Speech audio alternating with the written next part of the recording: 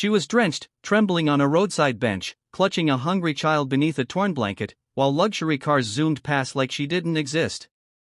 But then a man in a sleek Land Rover slowed down, stepped out, and handed her something no one else ever had: the keys to his secluded farmhouse. What happened after would spark whispers of betrayal, transformation, and a truth far deeper than anyone expected. You're watching Storytelling and Beyond. Subscribe now for emotional, life-changing stories that reveal the hidden power of kindness. The rain hadn't stopped for 2 hours. Thick droplets splashed onto the cracked sidewalk, soaking everything in its path. Beneath the faded wooden shelter of an old bus stop on the outskirts of Asheville, North Carolina, a woman huddled against the cold wind, her arms wrapped protectively around a shivering little girl. Their blanket was thin, nearly translucent where it had worn through. Her hair clung to her cheek. The child's tiny fingers gripped her shirt with silent desperation. Her name was Emily Ross, a single mother, once a respected elementary school teacher, now living hour to hour after a medical crisis had swallowed her savings and her home. She didn't beg. She didn't hold up a sign. She just waited.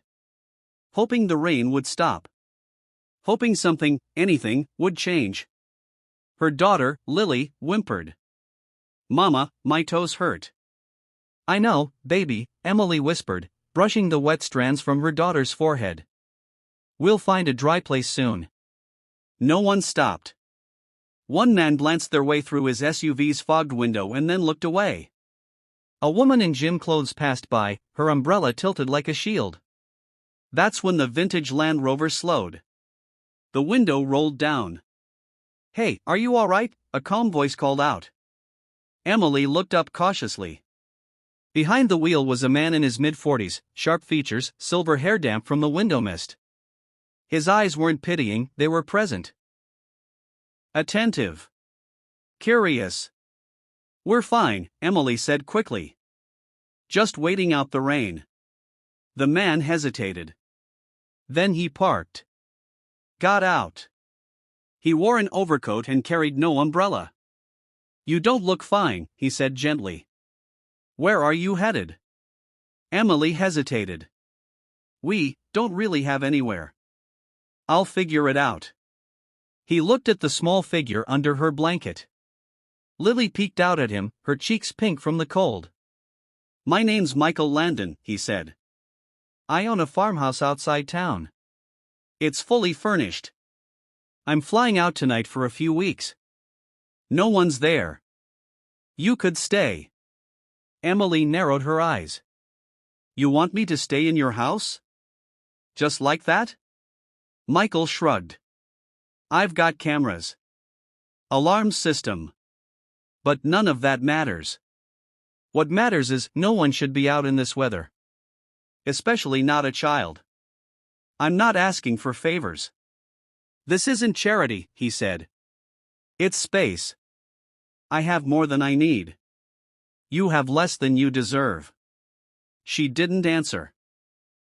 So he reached into his glove box, pulled out a spare keyring with a label that read Farmhouse, back gate, and scribbled an address on an old envelope. He walked over and handed her the keys. "Stay as long as you need," he said. "There's food in the pantry. The water heater's old, but it works. And the back door sticks, give it a kick." Emily stared at the keys. They felt heavier than they looked. "Why would you trust me?" she asked. Michael glanced once more at Lily. "Because I was raised by a woman who said, the ones who look like they've lost everything are usually the ones who have everything to give." Then he stepped back into his Land Rover, gave a half wave, and drove away. Emily clutched the keys to her chest. She didn't know whether to cry or run. But one thing she did know? This was the first warmth she'd felt in months. And somehow, it came from a complete stranger. The wheels of Michael's Land Rover crunched over the graveled driveway as he returned from his 3-week business trip in New York. His flight had been delayed. He was exhausted, craving silence, warmth, and the solitude of his favorite place in the world, his secluded farmhouse tucked beneath the rolling hills of Asheville. But as he turned the final bend, something felt off. The front gate, usually squeaky and crooked, stood repaired and neatly painted. The yard, once wild and overgrown with weeds, was freshly mowed. A row of bright marigolds lined the porch like cheerful sentries. There was even a new wind chime hanging under the eaves, clinking softly in the breeze. Michael stepped out slowly, bags in hand, eyes narrowing. He scanned the garden. Tomatoes had been planted in raised beds. The rusty water pump had been cleaned and oiled. His favorite rocking chair, untouched for years, had a new cushion on it, sewn from old denim patches. Inside, the change was even more striking. The scent of cinnamon and fresh linen replaced the usual musty air. The floors were swept, counters spotless. A child's drawing was taped to the fridge, a crayon sketch of a house with smoke curling from its chimney, a big smiling sun, and 3 stick figures labeled, me, Mama, and the angel. Michael stood frozen. Angel? He walked into the living room. The furniture had been rearranged into a cozier layout. A soft plaid blanket lay folded neatly on the couch. There were books stacked on the coffee table, his books, but now flanked by worn children's storybooks and a hand-knit coaster. Then he heard the screen door creak. Mrs. Dalloway, the neighbor from 3 farms down, appeared with a basket of eggs. "Oh, Michael. You're back earlier than you said," she smiled. "I am," he replied cautiously. Did the woman I let stay here, Emily, cause any trouble?" Mrs. Dalloway paused, shifting the basket in her arms. "Well, she didn't cause trouble. But folks are talking." Michael raised an eyebrow. "About what?" She kept to herself mostly, but she had visitors. A man came by once or twice. There were evenings where she lit candles on the porch and had music playing. It looked homely. Like she'd settled in a bit too comfortably.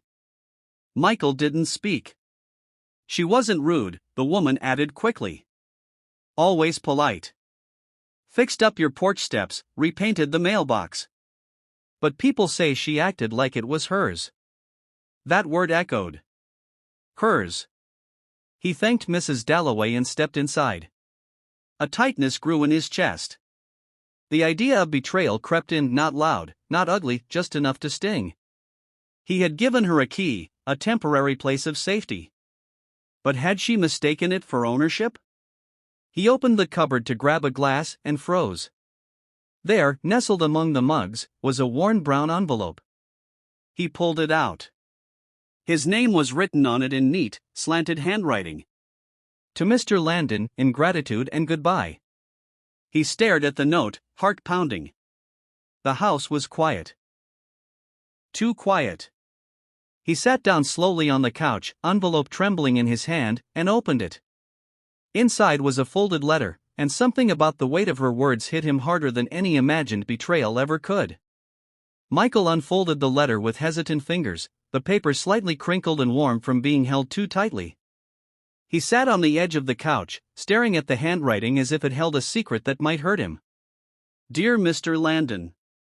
If you're reading this, it means you've come home. I'm sorry I wasn't brave enough to wait and say goodbye in person. I didn't want you to feel cornered in your own space. You gave us more than shelter. You gave us 3 weeks of sleep, warmth, dignity, and for my daughter, a sense of what home could feel like again. I never imagined we'd be under a roof that didn't leak or smell like fear. Everything we changed, we tried to improve, never to intrude. The garden? Therapy for my hands. The books? A trade. Yours inspired mine. The visitor was my brother, who came to help fix your broken porch. We didn't touch anything we didn't respect. We're leaving the place cleaner, kinder, and fuller than we found it. The keys are in the top cupboard, next to the tea. With all my heart, Emily Ross." Michael sat in silence. For a long time. The wind outside was gentle. Through the window, he saw that Lily's hand-drawn rainbow still fluttered under a magnet on the fridge. And just as he reached for the keys where she said they'd be, he heard small footsteps on the porch. He opened the door. And there she was. Little Lily. In a faded pink hoodie, holding a jar of wildflowers, tiny daisies and sprigs of lavender. She looked up with those same wide, curious eyes. Hi, she said softly. I forgot to leave these. Michael knelt slowly. Are you going somewhere? She nodded. Mama said it's time to go now. Michael stared at the little girl. He could see the exhaustion on her, but also something else. An innocence still unbroken. She also said, I should say thank you for giving us a house, even if it wasn't ours. He swallowed hard. Did you like it here? Lily's face lit up. It was warm. I got to help water the tomatoes. And Mama didn't cry at night. That last sentence hit like a fist to his chest. Behind her, Emily appeared at the edge of the gravel, her bag slung over her shoulder. Her hair pulled back neatly, her eyes cautious but not ashamed. She called gently, Lily, come on, sweetie. Michael stood slowly, then called back, wait. Emily hesitated. I read your letter, he said. I see what you did. All of it. She started to explain, but he held up a hand. You didn't steal anything, he said firmly. You healed something. This place, it used to be a retreat.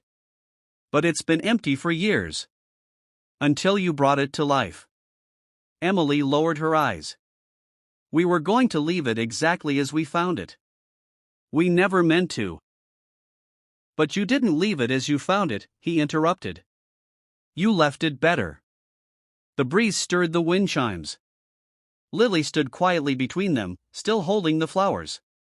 Michael looked down at her, then back at Emily. You can't leave just yet, he said. There's something else I need to give you.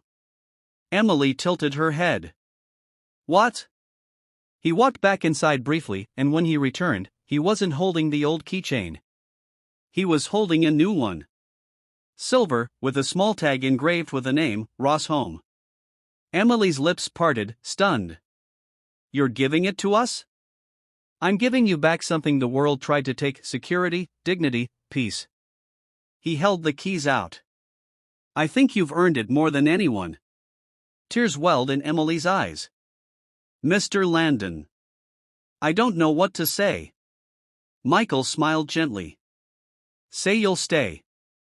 And in that moment, the girl who had lost everything stepped over the threshold with her child into a place that wasn't just a shelter anymore.